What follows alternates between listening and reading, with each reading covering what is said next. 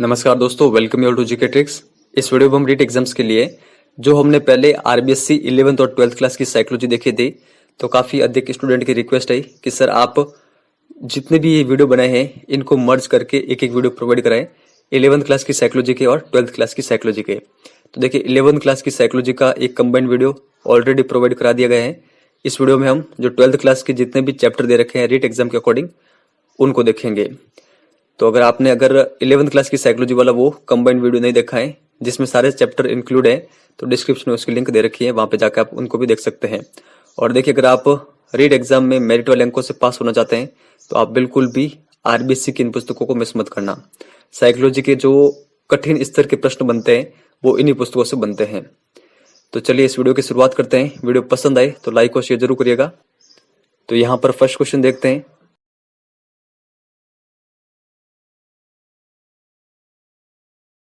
दे रखा है, बुद्धि परीक्षण जो मापता है वही बुद्धि है। ये कथन किसका है? Crow and Crow, Boring, Terman, Wechsler. तो देखिए ये जो कथन दे रखा है ये है बोरिंग का। ऑप्शन नंबर सेकंड यहाँ पर करेक्ट होगा। आगे चलते हैं। थर्स्टन ने कब बुद्धि का समूह तत्व सिद्धांत दिया था? तो ये आप ध्यान रखिएगा, बुद्धि का समूह तत्व सिद्धांत किसके द्वारा दिया गया? तो थर्स्टन के द्वारा दिया गया, और ये दिया गया था 1938 ईस्वी में। ऑप्शन नंबर सेकंड यहाँ पर करेक्ट है। आगे चलते फिर। भारतीय परंपरा में बुद्धि की कितनी क्षमताएं स्वीकार की गई हैं? 2, 4, 5 या फिर 6? तो देखिए इसका करेक्ट आंसर होगा, भारतीय परंपरा में बुद्धि की 4 क्षमताएं स्वीकार की गई हैं। और ये 4 क्षमताएं कौन कौन सी हैं? एक है संज्ञानात्मक क्षमता, सेकंड है सामाजिक क्षमता, थर्ड है सांवेगिक क्षमता, और फोर्थ है उद्यमी क्षमता। तो ये आपको ध्यान रखना है। आगे चलते फिर। निम्न में से किस में अमूर्त बुद्धि पाई जाती है? कलाकार में, चित्रकार में, गणितज्ञ में या फिर सभी में? तो इसका करेक्ट आंसर होगा इन सभी में पाई जाती है अमूर्त बुद्धि। ये आपको ध्यान रखना है। आगे चलते हैं। बुद्धि एक समुच्चय या सार्वजनिक क्षमता है जिसके सारे व्यक्ति उद्देश्यपूर्ण क्रिया करता है, विवेकपूर्ण चिंतन करता है तथा वातावरण के साथ प्रभावकारी ढंग से समायोजन करता है। उक्त कथन है बोरिंग का, क्रो एंड क्रो का, टर्मन का या फिर वेक्सलर का? तो देखिए ये जो परिभाषा है बुद्धि की ये दी गई थी वेक्सलर के द्वारा। ऑप्शन नंबर फोर्थ हमारा करेक्ट आंसर है। यहाँ पर आपको कीवर्ड के रूप में ध्यान रखना है, विवेकपूर्ण चिंतन है और वातावरण के साथ प्रभावकारी ढंग से समायोजन करना है, ये सभी चीजें। आगे देखते फिर। किन मनोवैज्ञानिकों के अनुसार बुद्धि के एक सामान्य एवं संगठित क्षमता से समस्या का समाधान किया जाता है? पिंडक मनोवैज्ञानिक, विभाजक मनोवैज्ञानिक, आधुनिक मनोवैज्ञानिक या फिर कोई नहीं? तो देखिए जो पिंडक मनोवैज्ञानिक है इनके अनुसार बुद्धि के एक सामान्य एवं संगठित क्षमता से समस्या का समाधान किया जाता है। और इसका मैं आपको एक उदाहरण भी बता देता हूँ कि पिंडक मनोवैज्ञानिक कौन है। जो स्पीयरमैन है वो एक पिंडक मनोवैज्ञानिक है, तो ये आपको ध्यान रखना है। फिर आगे देखते हैं। स्पीयरमैन ने बुद्धि का द्विकारक सिद्धांत कब दिया था? तो ये आप ध्यान रखिएगा, द्विकारक सिद्धांत स्पीयरमैन के द्वारा दिया गया था और ये इन्होंने दिया था 1904 में। ऑप्शन नंबर फर्स्ट यहाँ पर करेक्ट होगा। आगे देखते हैं। गिलफोर्ड ने बुद्धि के सभी तत्वों की विमाओं को कितने भागों में बांटा था? तो आप बताइए यहाँ पर करेक्ट आंसर क्या होगा। तो देखिए इसका जो करेक्ट आंसर है वो है ऑप्शन नंबर सेकंड, 3 भागों में बांटा था। कौन कौन सी? फर्स्ट सक्रिया, सेकंड विषय वस्तु, थर्ड उत्पादन। उत्पादन या फिर उत्पाद। जो आरबीएससी मनोविज्ञान की ये पुस्तक है इसमें उत्पादन दे रखा है, तो ये आप ध्यान रखिएगा। आगे देखते हैं। कैटल के अनुसार कौन सी बुद्धि वंशानुगत कारकों से निर्धारित होती है? तरल बुद्धि, ठोस बुद्धि, तरल ठोस बुद्धि या फिर सभी? तो देखिए इसका जो करेक्ट आंसर होगा वो होगा ऑप्शन नंबर फर्स्ट। कैटल के अनुसार जो तरल बुद्धि है वो वंशानुगत कारकों से निर्धारित होती है। तो ये आपको ध्यान रखना है। और जो ठोस बुद्धि है, ठोस बुद्धि ये अर्जित तथ्यात्मक ज्ञान से निर्धारित होती है, ये भी आपको ध्यान रखना है। आगे देखते हैं, निम्न में से संक्रिया का भाग नहीं है मूल्यांकन, अभिसारी चिंतन, स्मृति धारण या फिर इकाई। तो देखिए इसका जो करेक्ट आंसर होगा वो होगा इकाई, ये संक्रिया का भाग नहीं है। तो देखिए जो गिलफोर्ड थे उन्होंने संक्रिया को 6 भागों में बांटा था, ठीक है। कौन कौन से? मूल्यांकन, अभिसारी चिंतन, स्मृति धारण, इनके अलावा कौन कौन से? एक था अपसारी चिंतन, एक था स्मृति अभिलेख और एक था संज्ञान। तो ये आपको ध्यान रखना है। आगे चलते हैं फिर, उद्यमी क्षमता के अंतर्गत आता है कठिन परिश्रम, प्रतिबद्धता, धैर्य, लक्ष्य निर्धारित व्यवहार या फिर सभी। तो यहां पर इसका करेक्ट आंसर है सभी। फिर आगे देखते हैं, गिलफोर्ड ने कब बुद्धि का त्रिविमीय या फिर त्रिआयामी सिद्धांत दिया? तो आप बताइए यहां पर करेक्ट आंसर क्या होगा? तो देखिए गिलफोर्ड ने त्रिआयामी सिद्धांत दिया था 1967 में। ऑप्शन नंबर 4 हमारा करेक्ट आंसर होगा। आगे चलते हैं, बुद्धि लब्धि का सूत्र यहां पर कौन सा है वो आपको बताना है। तो देखिए बुद्धि लब्धि का जो सूत्र है वो है ऑप्शन नंबर फर्स्ट, मानसिक आयु बटे वास्तविक आयु इंटू 100। तो ये आपको ध्यान रखना है। संज्ञानात्मक क्षमता के अंतर्गत आता है सोच समझ, विभेदन क्षमता, समस्या समाधान योग्यता, प्रभावी संप्रेषण या फिर सभी। तो देखिए इसका करेक्ट आंसर होगा सभी, ये सभी आते हैं संज्ञानात्मक क्षमता के अंतर्गत। तो ये आपको ध्यान में होने चाहिए।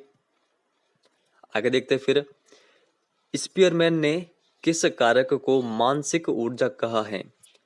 जी कारक, जनरल फैक्टर, और जो स्पेसिफिक फैक्टर है एस कारक, विशेष कारक, समूह कारक या फिर कोई नहीं। तो देखिए जो जी फैक्टर, जनरल फैक्टर या फिर सामान्य कारक, सामान्य कारक को माना है स्पीयरमैन ने मानसिक ऊर्जा, ये आपको ध्यान रखना है। ऑप्शन नंबर फर्स्ट हमारा करेक्ट आंसर होगा। आगे देखते हैं, गार्डनर ने बुद्धि की कितनी क्षमताएं बताई हैं? तो कितनी बताई आप बताएं। तो इन्होंने बताई है 7 क्षमताएं बुद्धि की। कौन कौन सी? फर्स्ट यहां पर दे रखा है, मैं आपको बता देता हूं, भाषाई बुद्धि। सेकंड इन्होंने बताई है तार्किक गणितीय बुद्धि। थर्ड इन्होंने बताई है स्थानिक बुद्धि। फोर्थ शारीरिक गतिज बुद्धि। फिफ्थ इन्होंने बताई है संगीतक बुद्धि। सिक्स्थ इन्होंने बताई है व्यक्तिगत आत्मन बुद्धि। और सेवंथ इन्होंने बताई है व्यक्तिगत अन्य बुद्धि। तो ये सारा आप ध्यान रखिएगा। फिर आगे देखते हैं, वह क्षेत्र जिसके एक एकांशों या सूचनाओं के आधार पर संक्रिया की जाती है उसे कहते हैं संक्रिया, विषय वस्तु, उत्पाद या फिर कोई नहीं। तो देखिए इसका जो करेक्ट आंसर होगा वो होगा ऑप्शन नंबर सेकंड, विषय वस्तु। आगे देखते हैं, किन मनोवैज्ञानिकों के अनुसार बुद्धि वह योग है जिसमें स्वतंत्र रूप से क्रियाशील होने वाली बहुत सारी पृथक पृथक मानसिक क्षमताएं सम्मिलित होती हैं? पिंडक मनोवैज्ञानिक, विभाजक मनोवैज्ञानिक, आधुनिक मनोवैज्ञानिक या फिर कोई नहीं। देखिए जहां भी ये आपको शब्द मिल जाए पृथक पृथक, तो फिर उसका आंसर होगा विभाजक मनोवैज्ञानिक। ऑप्शन नंबर सेकंड हमारा करेक्ट आंसर होगा। और इनके उदाहरण भी मैं आपको बता देता हूँ, कैटल, इसके अलावा वर्णन और थॉर्नडाइक, ये सभी विभाजक मनोवैज्ञानिक थे। तो ये आप ध्यान रखिएगा। नेक्स्ट आगे हैं, कैटल के अनुसार तरल बुद्धि का अधिकतम विकास होता है शेषावस्था तक, बाल्यावस्था तक, किशोर अवस्था तक या फिर वयस्क अवस्था तक। तो देखिए इसका जो करेक्ट आंसर होगा ऑप्शन नंबर थर्ड, किशोर अवस्था तक।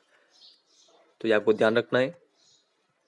आगे देखते हैं, गार्डनर ने कब बहुबुद्धि सिद्धांत दिया था? तो देखिए इसका जो करेक्ट आंसर होगा, गार्डनर ने बहुबुद्धि का सिद्धांत दिया था 1989 में। ऑप्शन नंबर थर्ड हमारा करेक्ट आंसर होगा। आगे देखते हैं, व्यक्तिगत बुद्धि परीक्षण है स्टैनफोर्ड बिने परीक्षण, वेस्लर मापनी, गुड एनफ हैरिस ड्राइंग परीक्षण या फिर सभी। तो यहाँ पर इसका करेक्ट आंसर होगा सभी। आगे देखते हैं, बुद्धि बिजली के समान है जिसे परिभाषित करने की अपेक्षा मापना आसान है। ये परिभाषा किसकी है?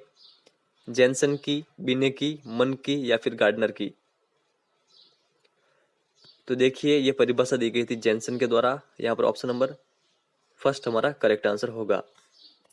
आगे देखते हैं, थर्स्टन ने बुद्धि की कितनी क्षमताएं बताई हैं? तो देखिए इसका जो करेक्ट आंसर होगा वो होगा ऑप्शन नंबर सेकंड, 7 क्षमताएं बताई है बुद्धि की थर्स्टन ने। कौन कौन सी भी है मैं आपको बता देता हूँ। फर्स्ट आंकिक योग्यता, सेकंड शाब्दिक योग्यता, थर्ड स्थानिक योग्यता, फोर्थ शब्द प्रवाह योग्यता, फिफ्थ तार्किक योग्यता, सिक्स्थ प्रत्यक्ष योग्यता और सेवंथ स्मृति योग्यता। तो ये सारा आप ध्यान रखिएगा। वापस देख लेते एक बार। आंकिक योग्यता, शाब्दिक योग्यता, स्थानिक योग्यता, शब्द प्रवाह योग्यता, तार्किक योग्यता और प्रत्यक्ष योग्यता और स्मृति योग्यता। ये सारे आपको ध्यान रखने हैं। आगे देखते फिर, अभिक्षमता के मापन को कितने भागों में बांटा गया है? तो देखिए इसको बांटा गया है 2 भागों में। कौन कौन से 2 भाग है? बहु अभिवृत्ति परीक्षण माला और सेकंड विशिष्ट अभिवृत्ति परीक्षण माला। तो ये आपको ध्यान रखना है। आगे देखते हैं, जटिल विचारों को समझने, पर्यावरण के साथ प्रभावी ढंग से समायोजन करने, अनुभवों से सीखने, विभिन्न तरह से तर्कना में सम्मिलित होने और चिंतन द्वारा बाधा को दूर करने की क्षमता बुद्धि में है। तो यह परिभाषा किसकी आप बताएं? रॉबिन्सन व रॉबिन्सन, निसेर व अन्य या फिर उनके सहयोगी, टर्मन या फिर वेक्सलर। तो देखिए यहाँ पर ये जो परिभाषा दे रखी है ये दी गई थी निसेर व उनके सहयोगियों के द्वारा। ऑप्शन नंबर सेकंड हमारा करेक्ट आंसर होगा। तो ये आप ध्यान रखिएगा। आगे देखते फिर, सामवेगिक बुद्धि का प्रतिपादन किसने किया था? तो इसका प्रतिपादन किया गया था सैलोवी व मेयर के द्वारा। ऑप्शन नंबर फर्स्ट यहाँ पर करेक्ट है। आगे देखते हैं, थॉर्नडाइक ने बुद्धि के कितने प्रकार बताए हैं? तो थॉर्नडाइक ने बुद्धि के 3 प्रकार बताए हैं। 3 प्रकार कौन कौन से? अमूर्त बुद्धि, यांत्रिक बुद्धि और सामाजिक बुद्धि। बुद्धि से तात्पर्य संज्ञानात्मक व्यवहार के संपूर्ण वर्ग से होता है जो व्यक्ति में सूझ द्वारा समस्या समाधान करने की क्षमता, नई परिस्थितियों के साथ समायोजन करने की क्षमता, अमूर्त रूप से सोचने तथा अनुभव से लाभ उठाने की क्षमता को दिखलाता है। उक्त कथन है। तो बताए ये परिभाषा किसकी है? रॉबिन्सन व Robinson, crow and crow, Terman या फिर वेक्सलर। तो देखिए इसका जो करेक्ट आंसर होगा वो होगा ऑप्शन नंबर फर्स्ट, रॉबिन्सन व रॉबिन्सन के द्वारा ये परिभाषा दी गई थी। तो ये आपको ध्यान रखना है। देखिए यहाँ पर जितने भी ये इतना बड़ा सेंटेंस दे रखा है ये सभी बुद्धि की विशेषताओं को बताता है कि बुद्धि में कौन कौन सी विशेषता पाई जाती है। इसमें बुद्धि में व्यक्ति में सूझ के द्वारा समस्या समाधान करने की क्षमता पाई जाती है, नई परिस्थितियों के साथ समायोजन करने की क्षमता भी पाई जाती है बुद्धि में, अमूर्त रूप से सोचने की तथा अनुभवों के साथ लाभ उठाने की भी क्षमता बुद्धि में पाई जाती है। तो आप किसी भी परिभाषा को जब पढ़े तब ये सोच के पढ़े कि उनमें कौन कौन सी विशेषताएं दे रखी हैं। एग्जाम में कभी कभार विशेषताओं से भी क्वेश्चन आते हैं कि बुद्धि की कौन कौन सी विशेषताएं होती हैं। तो ये आप ध्यान रखिएगा। निष्पादन का सिद्धांत किसने दिया था? तो देखिए ये सिद्धांत दिया गया था गोलमैन के द्वारा। ऑप्शन नंबर फोर्थ हमारा करेक्ट आंसर है। और हमारा लास्ट क्वेश्चन है, गिलफोर्ड ने बुद्धि की कितनी क्षमताएं बताई हैं? तो कितनी बताई आप बताएं। तो देखिए इस पुस्तक में दे रखा है गिलफोर्ड ने बुद्धि की जो क्षमताएं बताई वो बताई है 150, 150। तो यहाँ पर ऑप्शन नंबर थर्ड हमारा करेक्ट आंसर होगा। लेकिन अगर एग्जाम में ये क्वेश्चन वैसे तो रीट एग्जाम में पूछा हुआ है और उस समय रीट में जो इसका आंसर माना गया था वो माना गया था 120, 150 ऑप्शन में भी नहीं था वहां पर। लेकिन अगर 120 और 150 ऑप्शन में आ जाए और रीट एग्जाम में आपसे ये क्वेश्चन पूछ लिया जाए तब आपको इसका जो करेक्ट आंसर मानना है वो मानना है 120, क्योंकि पहले भी रीट एग्जाम में 120 को आंसर माना गया है, तो 120 इसका सही होगा। अगर 120 ना हो तब आप 150 पर क्लिक।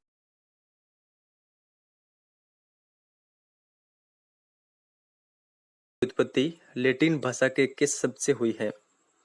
पर्सनैलिटी, परसोना, परमिन या फिर पर्सन? तो देखिए इसका करेक्ट आंसर होगा ऑप्शन नंबर सेकंड, परसोना।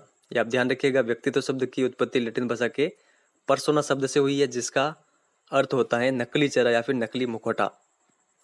आगे दे रखा है फिर, निम्न में से सात्विक व्यक्तित्व की विशेषता नहीं है? स्वच्छता, सत्यवादिता, कर्तव्यनिष्ठता या फिर आलस्य? तो देखिए इसका करेक्ट आंसर होगा, सात्विक व्यक्तित्व की विशेषता नहीं होती है आलस्य। ऑप्शन नंबर 4 यहाँ पर करेक्ट है। आगे चलते फिर, स्व प्रतिवेदन मापक के रूप में प्रयोग में ली जाने वाला व्यक्तित्व परीक्षण है? मिनेसोटा बहुपक्षीय व्यक्तित्व सूची, आइजैक व्यक्तित्व प्रश्नावली, 16 व्यक्तित्व कारक प्रश्नावली या फिर सभी? तो देखिए इसका जो करेक्ट आंसर होगा वो होगा ऑप्शन नंबर 4 सभी। ये सभी स्व प्रतिवेदन मापक के रूप में प्रयोग में लिए जाने वाले व्यक्तित्व परीक्षण हैं, ये आपको ध्यान रखना है। आगे देखते हैं फिर, रोड्सा स्याही डब्बा परीक्षण में कितने कार्ड होते हैं? तो कितने कार्ड होते हैं? ये होते हैं 10 कार्ड। ये आप ध्यान रखिएगा, जो हरमन रोसा का स्याही डब्बा परीक्षण है उसमें टोटल 10 कार्ड होते हैं, ये आप ध्यान रखिएगा। और हरमन रोसा ने ये परीक्षण कब किया था? 1921 में, ये भी आप ध्यान रखिएगा। कथनक संप्रत्यक्षण परीक्षण किसके द्वारा दिया गया था? तो देखिए ये दिया गया था मॉर्गन व मुरे के द्वारा। ऑप्शन नंबर सेकंड हमारा करेक्ट आंसर है, तो ये आपको ध्यान रखना है। आगे चलते फिर, व्यक्तित्व किसी व्यक्ति के मनोशारीरिक तंत्र का वह गत्यात्मक संगठन है जो वातावरण के साथ उसके प्रभावित समायोजन को निर्धारित करता है। उक्त परिभाषा है। देखिए ये जो परिभाषा है ये व्यक्तित्व की सर्वश्रेष्ठ परिभाषा है और ये कई एग्जाम में पूछी हुई भी है। तो इसका जो करेक्ट आंसर होगा वो होगा ऑप्शन नंबर 4, ये आलपोर्ट की परिभाषा है, ये आपको कंटेस्टली ध्यान रखना है। फिर आगे चलते हैं, मिनेसोटा बहुपक्षीय व्यक्तित्व सूची के प्रतिपादक कौन है? तो कौन है आप बताएं? तो देखिए इसके प्रतिपादक हैं हाथवे व मैकिनले, ये आप ध्यान रखिएगा। और जो मिनेसोटा बहुपक्षीय व्यक्तित्व सूची है इसमें टोटल जो कथन होते हैं वो होते हैं 567, ये आपको ध्यान रखना है। और जो ये परीक्षण है ये 10 उपमापनियों में विभाजित हैं, ये भी आपको फैक्ट ध्यान रखना है। आगे देखते फिर, निम्न में से कौन सी तकनीक अचेतन मन में छपी भावनाओं को जानने में उपयोगी है? स्थिति परक परीक्षण, साक्षात्कार, 16 पीएफ या फिर वाक्य पूर्ति परीक्षण? तो देखिए इसका करेक्ट आंसर होगा वाक्य पूर्ति परीक्षण, ये आपको ध्यान रखना है। तो वापस देख लेते हैं यहाँ पर, जो वाक्य पूर्ति परीक्षण है ये किसके लिए उपयोगी है? अचेतन मन में छुपी हुई भावना को जानने के लिए, ये आपको ध्यान रखना है। आगे चलते फिर, सेल्डन ने व्यक्तित्व के कितने प्रकार बताए हैं? तो देखिए सेल्डन ने व्यक्तित्व के 3 प्रकार बताए हैं, एंडोमॉर्फिक, मिसोमॉर्फिक और एक्टोमॉर्फिक, ये आपको ध्यान रखना है। आगे चलते फिर, व्यक्ति का स्वयं के बारे में उसकी क्षमताओं योग्यताओं का प्रत्यक्षण क्या कहलाता है? स्वसम्मान, स्वनियंत्रण, स्वसंप्रत्यय या फिर उपयुक्त सभी? तो इसका करेक्ट आंसर होगा ऑप्शन नंबर 3, स्वसंप्रत्यय। आगे देखते फिर, स्याही दबा परीक्षण निम्न में से किस श्रेणी में रखा जाता है? तो देखिए ये रखा जाता है प्रक्षेपित तकनीकों में। ऑप्शन नंबर सेकंड हमारा करेक्ट आंसर होगा। और जो प्रक्षेपित तकनीकें होती है उनमें किसका अध्ययन किया जाता है? अचेतन मन का अध्ययन किया जाता है। नेक्स्ट देखते हैं, निम्न में से कौन सी व्यक्तित्व मापन की व्यवहारात्मक विश्लेषण विधि नहीं है? साक्षात्कार, स्थिति परक परीक्षण, रोडसा परीक्षण या फिर प्रेक्षण? तो देखिए हमारा करेक्ट आंसर होगा ऑप्शन नंबर 3, जो रोडसा परीक्षण है ये व्यवहारात्मक विश्लेषण विधि नहीं है, ये आपको ध्यान रखना है। तो कौन कौन सी है व्यवहारात्मक विश्लेषण विधियां?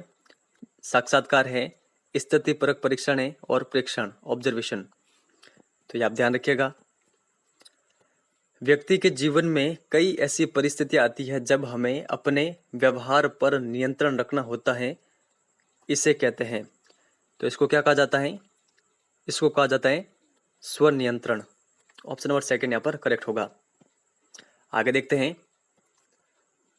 प्रक्षेपी तकनीक है रोडसा स्याही दबा परीक्षण, कथा संप्रत्यक्षण परीक्षण, वाक्य पूर्ति परीक्षण या फिर सभी। तो यहाँ पर हमारा करेक्ट आंसर होगा सभी। ये आप ध्यान रखिएगा, ये सारी प्रक्षेपी तकनीकें हैं। व्यक्तित्व का मूल्यांकन कितनी विधियों के द्वारा किया जाता है? तो देखिए ये किया जाता है 3 विधियों के द्वारा। स्व प्रतिवेदन मापक, प्रक्षेपी तकनीक और व्यवहार परक विश्लेषण है। इन 3 विधियों के द्वारा व्यक्तित्व का मूल्यांकन किया जाता है। आगे देखते फिर। प्रेक्षण का अर्थ होता है, प्रेक्षण का अर्थ क्या होता है? तो देखिए प्रेक्षण यानी ऑब्जर्वेशन करना, तो इसका जो अर्थ होगा वो होगा देखना। Option number second. आगे चलते फिर। युंग ने व्यक्तित्व के कितने प्रकार बताए हैं? तो देखिए युंग ने व्यक्तित्व के प्रकार बताए 2, अंतर्मुखी और बहिर्मुखी। तो ये आपको ध्यान रखना है, इस पुस्तक में ही दे रखे हैं। आगे चलते हैं। व्यक्ति को एक विशेष परिस्थिति में रखकर व्यवहार का अध्ययन किस परीक्षण में किया जाता है? साक्षात्कार में या फिर स्थिति परक परीक्षण में, रोडसा परीक्षण में या फिर प्रेक्षण में? तो देखिए इसका करेक्ट आंसर होगा ऑप्शन नंबर सेकंड, स्थिति परक परीक्षण में। नेक्स्ट आगे है। रोजेनविंग का चित्रगत कुंठा परीक्षण किस प्रकार का है? तो किस प्रकार का बताएं? तो देखिए जो ये परीक्षण है ये है प्रक्षेपी प्रकार का एक परीक्षण, रोजेनविंग का कुंठा चित्रगत परीक्षण। ये आपको ध्यान रखना है। किसी व्यक्ति का स्वसंप्रत्यय कितने पक्षों से निर्मित होता है? तो देखिए ये होता है 2 पक्षों से निर्मित। कौन कौन से? व्यक्तिगत पहचान और सामाजिक या सांस्कृतिक पहचान। तो ये आप ध्यान रखिएगा। आगे देखते फिर। बाल अंतर्बोध परीक्षण के प्रतिपादक कौन है? तो कौन है? लियोपोल्ड बेलोक। मनोविश्लेषण सिद्धांत पर आधारित तकनीक कौन सी है? प्रक्षेपी तकनीकें, अप्रक्षेपी तकनीकें, दोनों या फिर कोई नहीं? तो यहाँ पर जो करेक्ट आंसर है वो होगा ऑप्शन नंबर फर्स्ट, प्रक्षेपी तकनीकें। ये किन पर आधारित है? तो मनोविश्लेषण सिद्धांत पर। और ये सिद्धांत किसके द्वारा दिया गया था? सिगमंड फ्राइड के द्वारा। आगे देखते हैं यहाँ पर। आइजैक व्यक्तित्व प्रश्नावली में आइजैक ने कितने व्यक्तित्व के कितने आयाम बताए? तो देखिए आइजैक ने जो आइजैक व्यक्तित्व प्रश्नावली है इसमें टोटल आयाम बताए हैं 3 आयाम। और ये 3 आयाम कौन कौन से हैं? अंतर्मुखता, बहिर्मुखता, सांवेगिक स्थिरता अस्थिरता और मन स्थापिता। पहले इन्होंने केवल ये 2 बताए थे, बाद में एक और इंक्लूड किया, मन स्थापिता। तो ये आप ध्यान रखिएगा। फिर आगे देखते हैं यहाँ पर। फ्रीडमैन व रोजेनमैन के अनुसार व्यक्तित्व के कितने प्रकार होते हैं? तो देखिए फ्रीडमैन और रोजेनमैन ने व्यक्तित्व के 2 प्रकार बताए थे, टाइप ए और टाइप बी। तो ये आप ध्यान रखिएगा।